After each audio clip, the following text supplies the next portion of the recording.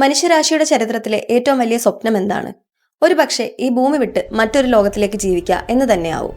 കോടിക്കണക്കിന് വർഷങ്ങളായി ലക്ഷക്കണക്കിന് ജീവജാലങ്ങളിൽ സ്വന്തം ഗ്രഹം വിട്ട് പുറത്തു പോകാൻ കഴിവുള്ള ഒരേ സ്പീഷീസ് മനുഷ്യർ മാത്രമാണ്. ദിനോസറുകൾക്ക് സംഭവിച്ചത് എന്താണെന്ന് നമുക്കറിയാം. ആകാശത്ത് നിന്ന് വന്ന ആസ്ട്രോയിഡ് അവരെ ഈ ഭൂമിയിൽ നിന്ന് തുടച്ചു നീക്കി. ഫേമസ് സയന്റിസ്റ്റായ കാൾ സാഗൻ ഒരിക്കൽ പറഞ്ഞു, എല്ലാ സംസ്കാരങ്ങൾക്കും 2 ഓപ്ഷനാണുള്ളത്. ഒന്നെങ്കിൽ ബഹിരാകാശ സഞ്ചാരികളാകും, അല്ലെങ്കിൽ അവർക്ക് വംശനാശം സംഭവിക്കും. നമ്മളിപ്പോൾ അങ്ങനൊരു നിർണായക ഘട്ടത്തിലാണ്. ചന്ദ്രനിൽ മനുഷ്യൻ കാലുകുത്തിക്കഴിഞ്ഞു. നമ്മുടെ അടുത്ത ലക്ഷ്യം ചൊവ്വയാണ്. ഇങ്ങനെ ചൊവ്വയിൽ പോയി ബങ്കറുകളിലും സ്പേസ് യൂട്ടിലും ശ്വാസം മുട്ടി ജീവിക്കുന്നതിന്റെ അർത്ഥം എന്താണ്? ചൊവ്വയെ നമുക്ക് മറ്റൊരു ഭൂമിയാക്കിക്കൂടെ? ആ ചുവന്ന ഗ്രഹത്തിൽ നീല സമുദ്രവും പച്ചപ്പ് നിറഞ്ഞ കാടും ശ്വസിക്കാൻ പറ്റുന്ന വായുവും ഉണ്ടാക്കിയെടുത്താലോ? സയൻസ് ഫിക്ഷൻ സിനിമകൾ മാത്രം കണ്ടുവരുന്ന ഈ ആശയത്തെ ശാസ്ത്രലോകം വിളിക്കുന്ന പേരാണ് ടെറാഫോമിംഗ്. അതെ, ടെറാഫോമിംഗ് മാർസ്. ഇന്ന് ഈ എപ്പിസോഡിൽ യാതൊരു സിനിമാറ്റിക് നുണകളുമില്ലാതെ ഫിസിക്സിന്റെയും ബയോളജിയുടെയും അടിസ്ഥാനത്തിൽ എങ്ങനെ മരിച്ച ഗ്രഹത്തിന് ജീവൻ വെപ്പിക്കാം എന്ന് പഠിക്കാൻ പോവുകയാണ് നമ്മൾ. എല്ലാവർക്കും ടോക്ക് വിത്ത് റോണിക്സിലേക്ക് സ്വാഗതം.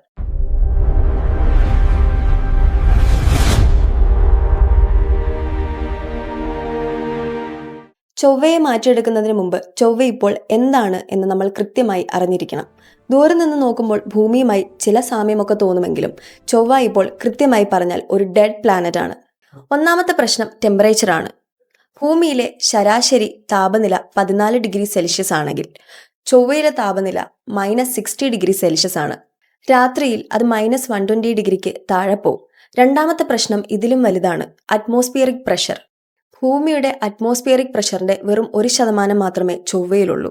ഇതിനർത്ഥം നിങ്ങൾ ഒരു സ്പേസ് സ്യൂട്ട് ഇല്ലാതെ ചൊവ്വയിൽ ഇറങ്ങിക്കഴിഞ്ഞാൽ നിങ്ങളുടെ ശരീരം തണുത്തുറയ്ക്കുമെന്നല്ല, മറിച്ച് തിളച്ച് അത് ആവിയായി പോകും.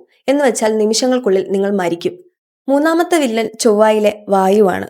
അവിടുത്തെ അന്തരീക്ഷത്തിൽ 91% കാർബൺ ഡൈ ഓക്സൈഡ് ആണ്. ഓക്സിജൻ ആണെങ്കിൽ 0.13%. അവിടെ മാഗ്നറ്റിക് ഫീൽഡ് ഇല്ല. ഭൂമിയെ സൂര്യനിൽ നിന്നും മാരകമായ റേഡിയേഷനിൽ നിന്നും രക്ഷിക്കുന്നത് ഈ മാഗ്നറ്റിക് ഫീൽഡാണ്. എന്നാൽ ചൊവ്വയിൽ അതില്ലാത്തതുകൊണ്ട് സോളാർ റേഡിയേഷൻ നേരിട്ട് ഉപരിതലത്തിൽ പതിക്കുന്നു. ചൊവ്വയുടെ മണ്ണിൽ പെർക്ലോറേറ്റ് എന്ന വിഷവസ്തു അടങ്ങിയിട്ടുണ്ട്. അതുകൊണ്ട് ഭൂമിയിലുള്ള ചെടികൾ ഒന്നും നേരിട്ട് ഇവിടെ നടാൻ സാധിക്കില്ല. ഇത്രയും പ്രശ്നങ്ങളുള്ളൊരു ഗ്രഹത്തെ എങ്ങനെയാണ് നമ്മൾ ഭൂമിയാക്കി മാറ്റുക? ഇവിടെയാണ് ശാസ്ത്രത്തിന്റെ മാജിക്. ടെറാഫോമിങ്ങിന്റെ ആദ്യത്തെ സ്റ്റെപ്പ് ചൊവ്വയെ ചൂടാക്കുക എന്നതാണ്. ഇതിനായി പല വഴികൾ സയന്റിസ്റ്റുകൾ പറയുന്നുണ്ട്. ഇതിലേറ്റവും പോപ്പുലർ ആയതും എന്നാൽ വിവാദമായതും ഇലോൺ മസ്കിന്റെ ഐഡിയയാണ്. അതാണ് ന്യൂക്ക് മാർസ് തന്ത്രം. ചൊവ്വയുടെ 2 ധ്രുവങ്ങളിലും വലിയ ഐസ് പാളികളുണ്ട്. ഇത് വെള്ളം തണുത്തുറഞ്ഞതല്ല, ഡ്രൈ ഐസ് അഥവാ മരവിച്ച കാർബൺ ഡൈ ഓക്സൈഡ് ആണ്. മസ്ക് പറയുന്നത് ഈ ധ്രുവങ്ങൾക്കിടയിൽ കൃത്യമായ ഇടവേളകളിൽ തെർമോ ന്യൂക്ലിയർ ബോംബ് പൊട്ടിക്കുക എന്നാണ്. ബോംബ് പൊട്ടുമ്പോഴുണ്ടാവുന്ന ഭീമാകാരമായ ചൂടിൽ ഈ ഐസ് ഉരുകുകയും അതിൽ നിന്നും പുറത്തു വരുന്ന ദശലക്ഷക്കണക്കിന് ടൺ CO2 അന്തരീക്ഷത്തിലേക്ക് പടരുകയും ചെയ്യുന്നു. CO2 ഒരു ഗ്രീൻ ഹൗസ് ഗ്യാസ് ആണ്. അത് സൂര്യന്റെ ചൂടിനെ ട്രാപ്പ് ചെയ്യുകയും ഗ്രഹത്തിന്റെ താപനില ഉയർത്തുകയും ചെയ്യുന്നു. എന്നാൽ ശാസ്ത്രലോകം പറയുന്നത് ബോംബ് ഇടുന്നത് അപകടമാണെന്നാണ്. അത് റേഡിയേഷൻ കൂട്ടും. പകരം മറ്റൊരു സുരക്ഷിതമായ വഴിയുണ്ട്, ഓർബിറ്റൽ മിറേഴ്സ്. ചൊവ്വയുടെ ഭ്രമണപഥത്തിൽ ഭീമാകാരമായ കണ്ണാടികൾ സ്ഥാപിക്കുക. ഇത് സൂര്യപ്രകാശത്തെ ഫോക്കസ് ചെയ്ത് ചൊവ്വയുടെ ധ്രുവങ്ങളിലേക്ക് നേരിട്ടടിക്കാൻ സഹായിക്കും. ഒരു മാഗ്നിഫയിങ് ഗ്ലാസ് വെച്ച് നമ്മൾ പേപ്പർ കത്തിക്കുന്ന പോലെ. അങ്ങനെ ഐസ് ഉരുകും. മറ്റൊരു വഴി സൂപ്പർ ഗ്രീൻ ഹൗസ് ഗ്യാസസ് ആണ്. ഭൂമിയിൽ ഓസോൺ പാളിക്ക് ഹാനികരമെന്ന് കണ്ട് നമ്മൾ നിരോധിച്ച ഫ്ലൂറിൻ അടങ്ങിയ വാതകങ്ങൾ ചൊവ്വയിൽ കൃത്യമായി ഉണ്ടാക്കുക. ഇവ CO2വിനേക്കാൾ 1000 മടങ്ങ് ചൂട് നിലനിർത്താൻ കഴിയുന്നവയാണ്. താപനില ഒരു ഘട്ടം കഴിയുമ്പോൾ ഉറങ്ങിക്കിടക്കുന്ന ചൊവ്വയിലെ മണ്ണിൽ നിന്ന് വാട്ടർ ഐസ് ഉരുകാൻ തുടങ്ങും. ചൊവ്വയെ ചൂടാക്കി അന്തരീക്ഷം കട്ടിയുള്ളതാക്കി മാറ്റിയാലും വലിയൊരു വെല്ലുവിളി വേറെയുണ്ട്. ഞാൻ നേരത്തെ പറഞ്ഞതുപോലെ മാഗ്നറ്റിക് ഫീൽഡിന്റെ അഭാവം. ചൊവ്വയുടെ കോർ തണുത്തുറഞ്ഞതാണ്. അത് വീണ്ടും ചൂടാക്കി മാഗ്നറ്റിക് ഫീൽഡ് ഉണ്ടാക്കുക എന്നുള്ളത് മനുഷ്യനെ കൊണ്ട് സാധ്യമല്ല. നാസയിലെ ശാസ്ത്രജ്ഞനായ ഡോക്ടർ ജിം ഗ്രീൻ ഒരു കിടിലൻ ഐഡിയ മുന്നോട്ട് വെച്ചു. സൂര്യനും ചൊവ്വയ്ക്കും ഇടയ്ക്ക് L1 എന്ന പ്രത്യേക സ്ഥലത്ത് ഒരു ജയന്റ് ആർട്ടിഫിഷ്യൽ ഡൈപോൾ മാഗ്നറ്റ് സ്ഥാപിക്കുക. L1 എന്ന പോയിന്റ് സൂര്യന്റെയും ചൊവ്വയുടെയും ഗ്രാവിറ്റി തുല്യമായി നിൽക്കുന്ന സ്ഥലമാണ്. അവിടെ ഈ ഉപകരണത്തിന് അനങ്ങാതെ നിൽക്കാൻ സാധിക്കും.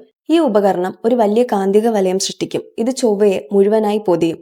സൂര്യനിൽ നിന്ന് വരുന്ന ഹൈ എനർജി പാർട്ടിക്കിളുകൾ ഇതിൽ തട്ടി 2ആയി വഴിമാറിപ്പോകും. ഈ ഷീൽഡ് ആക്റ്റീവ് ആവുന്നതോടുകൂടി സോളാർ വിൻസ് നിൽക്കുകയും അന്തരീക്ഷത്തിന്റെ കട്ടി നാച്ചുറലായി തന്നെ കൂടുകയും ചെയ്യുന്നു.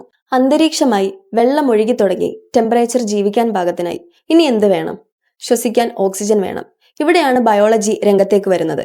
നമുക്ക് നേരെ പോയി ചൊവ്വയിൽ മരങ്ങൾ വെക്കാൻ കഴിയില്ല. അവിടുത്തെ മണ്ണിൽ നൈട്രജനോ ആവശ്യമായ പോഷകങ്ങളോ ഇല്ല. പകരം മാരകമായ പെർക്ലോറേറ്റ്സ് ആണുള്ളത്.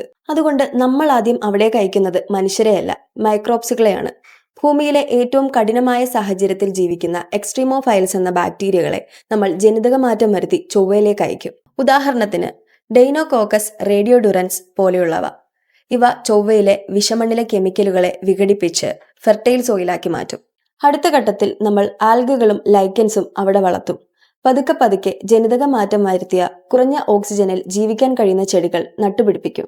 അങ്ങനെ അവർ ഫോട്ടോസിന്തസിസ് വഴി കാർബൺ ഡൈ ഓക്സൈഡ് വലിച്ചെടുത്ത് ഓക്സിജൻ പുറത്തുവിടും.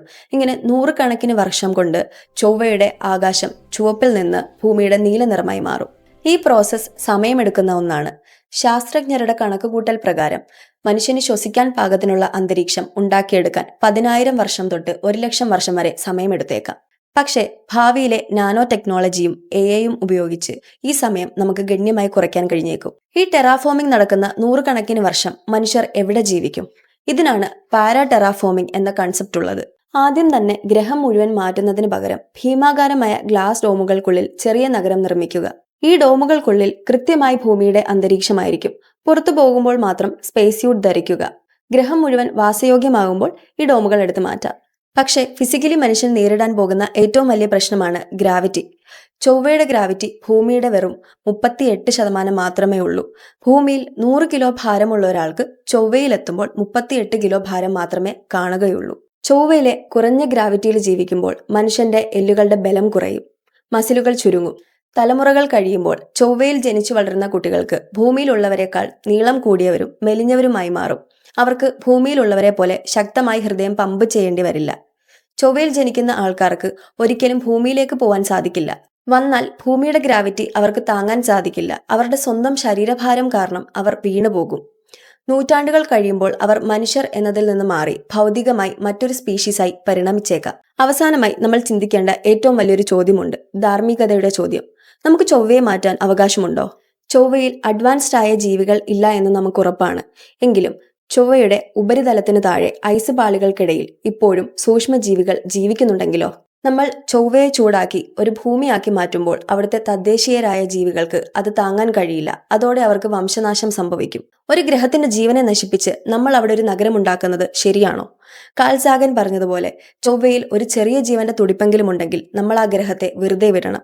ആ ഗ്രഹം അവർക്കുള്ളതാണ്. പക്ഷേ മറുഭാഗത്ത് മനുഷ്യരാശിയുടെ നിലനിൽപ്പാണ് പ്രധാനം. ഭൂമിയിൽ നാളെ ഒരു ചിഹ്നഗ്രഹം വന്നിടിച്ചാലോ?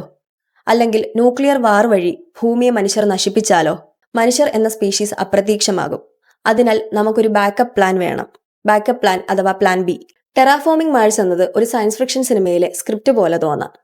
എന്നാൽ ഇന്ന് മനുഷ്യൻ വികസിപ്പിച്ചെടുത്ത സയൻസ് ഉപയോഗിച്ച് നാളെ അത് സാധ്യമാകും എന്നാണ് കണക്കുകൂട്ടലുകൾ പറയുന്നത്. അത് നമ്മളോ നമ്മുടെ അടുത്ത തലമുറയോ ആയിരിക്കില്ല. ഏതെങ്കിലും ഒരു കാലത്ത് ചൊവ്വയുടെ ചുവന്ന മണ്ണിൽ പച്ചപ്പുല്ല് വളരുന്നതും നദിയിലൂടെ മനുഷ്യർ യാത്ര ചെയ്യുന്നതുമായ കാലം വരും. അന്നത്തെ തലമുറ ഇന്നത്തെ സയൻസിനോടും സയന്റിസ്റ്റുകളോടും നന്ദി പറയും. നിങ്ങൾ എന്താണ് ചിന്തിക്കുന്നത്? നമ്മൾ ചൊവ്വയെ ടെറാഫോം ചെയ്യണോ?